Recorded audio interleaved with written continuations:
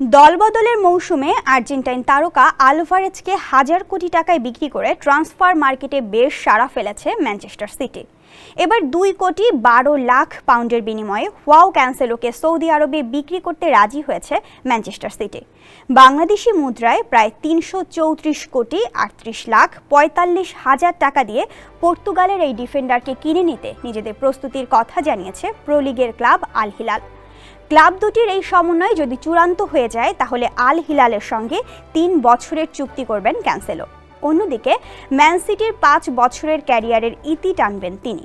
এই মাসেই city coach Pep Guardiola বলেছিলেন সিটিতে পুনরায় খেলতে পারবেন ক্যান্সেলো। স্যান্ডেলিনা সো রূপচর্চায় আভিজাত্য। কিন্তু নতুন মৌসুমে সিটি 2টি ম্যাচ খেললেও এখনও প্রিমিয়াম লিগে মৌসুম শুরু করা হয়নি এই তারকা ডিফেন্ডারের। কেন ক্যান্সেলোকে বিক্রি করতে রাজি হয়েছে ম্যান সিটি সে বিষয়ে কোনো ব্যক্তিগত সমস্যা বা পারফরমেন্সের কথা জানায়নি ক্লাবটি। যদিও সৌদিতে যাওয়ার বিষয়ে এখনও চূড়ান্ত সিদ্ধান্ত নেননি এই পর্তুগিজ তারকা।